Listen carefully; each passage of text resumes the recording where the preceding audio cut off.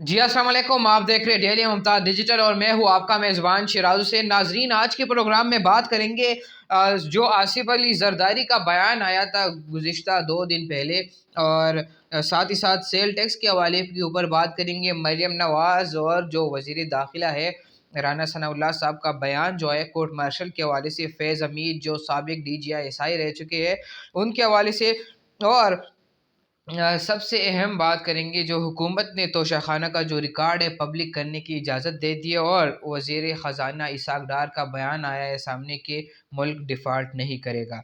जी नाज़रीन, सबसे अहम बात यह है कि मरियम नवाज़ साहिबा का जो बयान आया है, मुस्लिम लीग नून की जो सीनियर नायब सदर है, उनका कहना है कि साबिक DGI SI जनरल फैज़ हमीद ने 4 साल तक इमरान खान की मदद की है, उनको ताउन जो फराहम किया है, उनका साथ दिया, और जिसकी वजह से मुल्क बर्बादी की तरफ चला गया।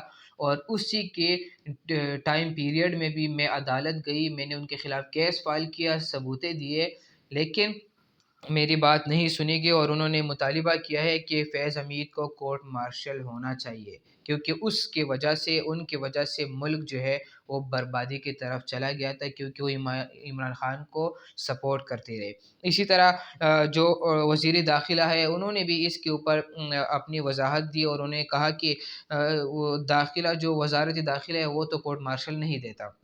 कोर्ट मार्शल तो या तो इदारे ने देना होता है या GHQ ने देना होता है, और उन्होंने कहा कि उसके ऊपर जो केस है वो चल रहा है, अगर जो जिस तरह ये तफसीलात सामने आती है तो हम आगे आपके साथ शेयर करेंगे। तो ये 2 अहम बातें हैं, और जिस तरह माज़ी करीब में भी अगर हम ज़िक्र करें तो जब लोग सर्विस में होते हैं तो कोई बात नहीं करता उनके ख़िलाफ़।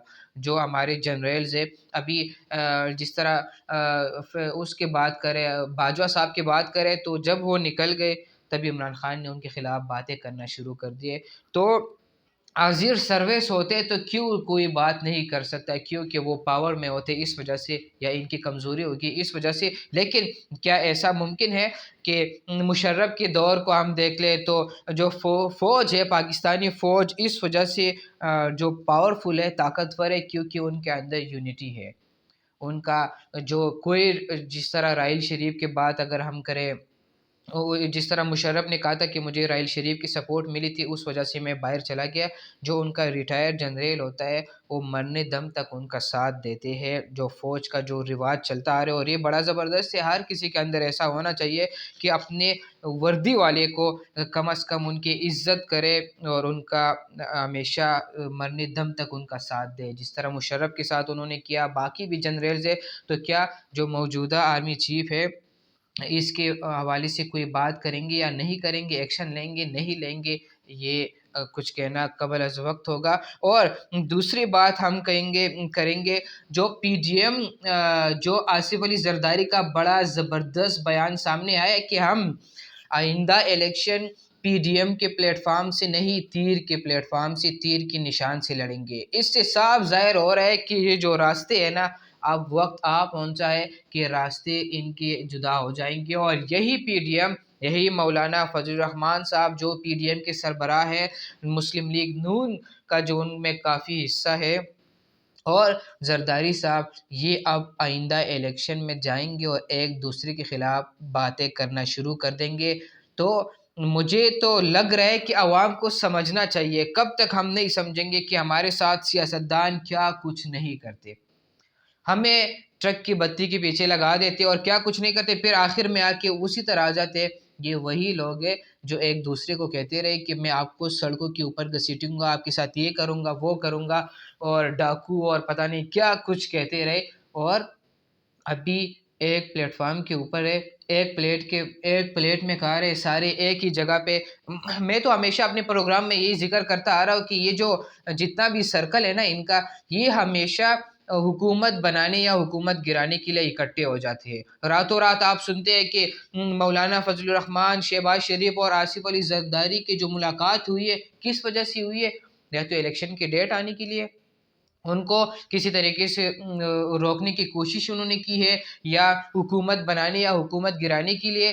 कभी कोई निकला है पाकिस्तान में, कोई सियासतदान निकला है कि महंगाई के ख़िलाफ़ वो आ जाए? हाँ, निकले हैं, مولانا فضل الرحمان صاحب نکلے ہیں جب پیٹرول کی قیمت 160 روپے پہ تھی.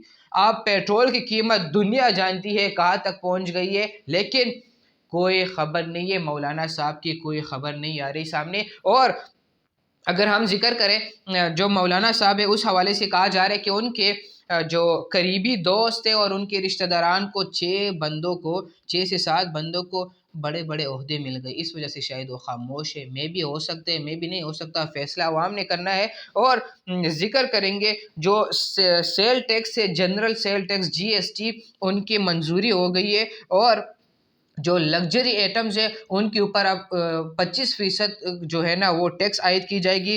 اور جو امپورٹڈ الیکٹرانکس آئٹمز ہے، خواتین کے امپورٹڈ میک اپ اور جتنا بھی امپورٹڈ سامان ہوگا میجارٹی، اس کے اوپر 25% جنرل سیل ٹیکس جو ہے نا وہ عائد کر دی گئی ہے. اور اس سے FBR کو 15 ارب روپے کی آمدن ہوگی. یہ بڑی اچھی بات ہے کہ چلو غریب اور امیر کے اوپر تو تھوڑا بہت ان کے درمیان تھوڑا فرق تو ہو گیا. جو امیر لوگ ہیں، جو باہر سے چیزیں منگوا رہے ہوں گے، ان کے اوپر جو 25% ہے وہ سیل ٹیکس عائد کر دیا گیا. اور ساتھ ہی ساتھ ذکر کریں گے جو بہت ہی اہم بات ہے، حکومت نے، جو موجودہ حکومت ہے، انہوں نے توشہ کا ریکارڈ پبلک کرنے کی اجازت دے دی ہے. اور اس کی وضاحت جو وزیر دفاع خواجہ آصف صاحب نے بھی اپنے ایک ٹویٹ میں کہا کہ انشاءاللہ بہت جلد کابینہ ڈویژن کی ویب سائٹ پر پوسٹ کر دیا جائے گا اور دنیا دیکھ سکے گی توشہ خانہ کا ریکارڈ کہ توشہ خانہ میں کیا کچھ ہوتا ہے. اور آخر میں وزیر خزانہ اسحاق ڈار صاحب کا جو بیان سامنے آیا ہے کہ میں دعوے سے کہہ رہا ہوں ملک ڈیفالٹ نہیں ہوگا. انہوں نے ساتھ یہ بھی کہا ہے کہ عمران خان کی غلط پالیسیوں کی وجہ سے ہم اس نتیجے تک پہنچ چکے ہیں کہ ہمارا ملک ڈیفالٹ کی طرف جا رہا تھا. اور انہوں نے کہا کہ جو عمران خان نے IMF سے پروگرام جو انہوں نے طے کیا تھا، اس پروگرام کا انحراف کیا انہوں نے. اور ان IMF کے جو ان کے منصوبے تھے، ان کے جو جس طرح بھی مطالبات تھے، ان کے اوپر عمل نہیں کیا گیا. اس وجہ سے ملک اس طرح ہے. اس میں ساتھ یہ کہوں گا، عمران خان صاحب کی جب حکومت آ گئی، انہوں نے کہا کہ چوروں نے ملک کو برباد کر دیا، اس وجہ سے ہمیں ٹیکس بڑھانا پڑے گا اور ہم مہنگائی میں اضافہ کر رہے ہیں اس طرح. لیکن ابھی جو یہ حکومت آ گئی ہے، یہ بھی یہی کہہ رہے کہ پچھلی حکومتوں نے یہ کیا. یہ تو ہم پتہ نہیں کب سے، میرے تو 23 سال کی عمر ہے، میں تو کوئی 10-12 سال سے جب سے مجھے سمجھ آنا شروع ہو گئی ہے، میں سن رہا ہوں کہ جو حکومت آتی ہے کہتے پچھلی حکومت نے یہ کیا. تو کون سی حکومت کب اور کیسی حکومت آئے گی؟ کون لیڈر ہوگا جو کہے گا کہ یہ میں اپنے جو ہمارے جو منسٹری ہے، ہم یہ ورک کریں، یہ قوم کے سامنے رکھ رہے. جس طرح موجودہ حالات میں اگر آپ دیکھ رہے تو ہر منسٹر آتا ہے اور 8 سے 9 مہینے جب حکومت PDM کی آ گئی تو ہم یہی سنتے آ رہے ہیں کہ کوئی منسٹر کانفرنس کے لیے آ جائے تو توشہ خانہ سے شروع کرتے اور توشہ خانہ پہ ختم کرتے. کسی منسٹر نے یہ نہیں کہا کہ میری منسٹری کے پروگریس یہ ہے، میں قوم کے لیے یہ کر رہا ہوں. کب تک ایسا چلے گا؟ فیصلہ عوام نے کرنا ہے. اگر آپ بھی اس پروگرام کے حوالے سے اپنے کمنٹ دینا چاہتے ہیں تو نیچے کمنٹ سیکشن میں لازمی بتائیے گا. تب تک کے لیے اپنے میزبان شیراز کو دیجیے اجازت. اللہ نے کے بعد.